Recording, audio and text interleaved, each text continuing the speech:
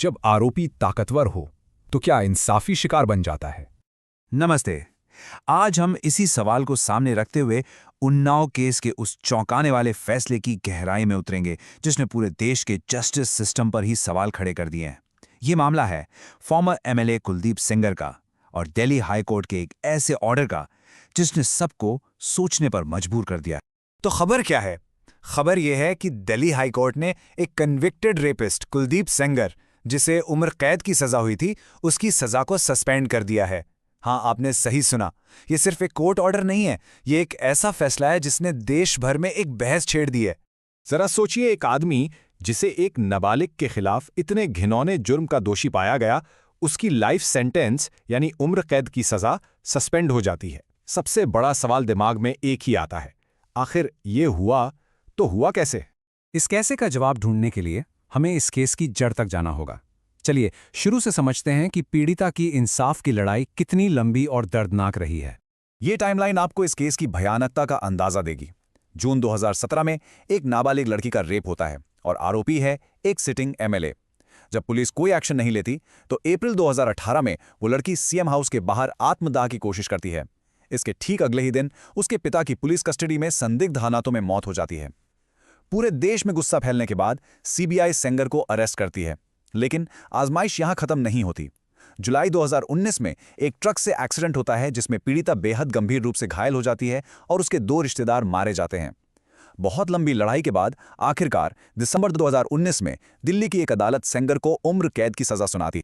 तो अब आते हैं उस कानूनी पेच पर जहां ये पूरा विवाद आकर उलझ गया है।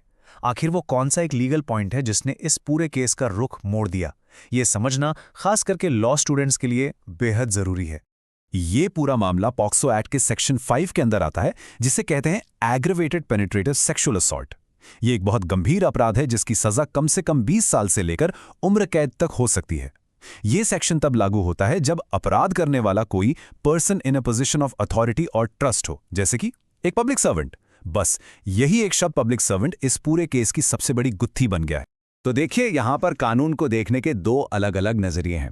एक तरफ है दिल्ली हाईकोर्ट का व्यू, जो कहता है कि पॉक्सो एक्ट में पब्लिक सर्वेंट के जो एग्जाम्पल्स दिए गए हैं उनमें एमएलए का नाम साफ साफ नहीं लिखा है, इसलिए ये एग्रेवेटेड असॉल्ट नहीं माना जा सकता। यह है कानून का लफ्ज बलफ्ज यानी लिटरल इंटरप्रिटेशन। दूसरी तरफ आलोचक हैं जिनका कहना है कि कानून की आत्मा को समझो।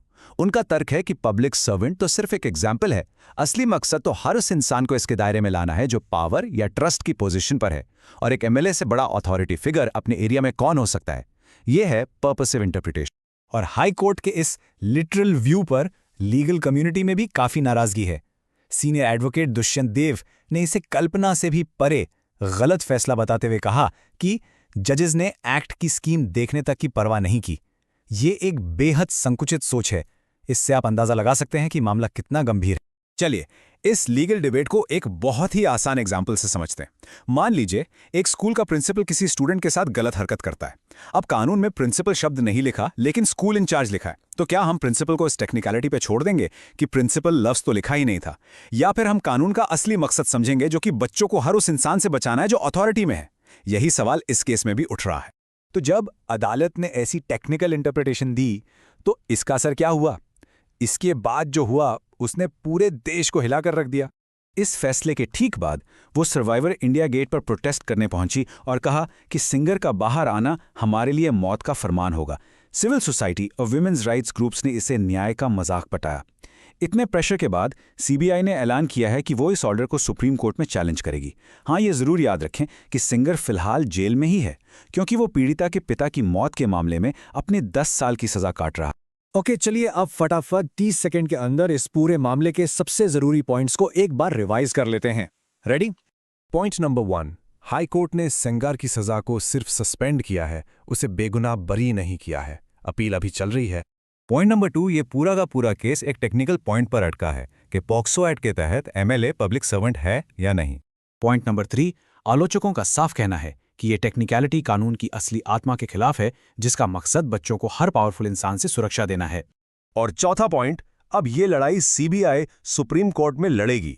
मतलब इंसाफ की आखिरी उम्मीद अब देश की सबसे बड़ी अदालत पर टिकी है। ओके, रिवीजन हो गया।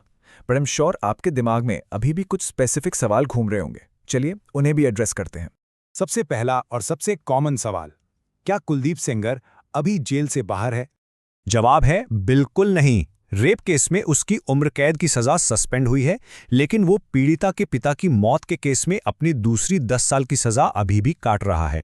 दूसरा बड़ा सवाल, ये केस हम सब के लिए, लॉ स्टूडेंट्स के लिए, आम जनता के लिए इतना इंपॉर्टेंट क्यों है? इसलिए क्योंकि ये एक बेंचमार्क केस है। ये केस हमारे पूरे जस्टिस सिस्टम का इम्तिहान है कि क्या वो ताकतवर लोगों को उनके गुनाहों की सजा दे सकता है।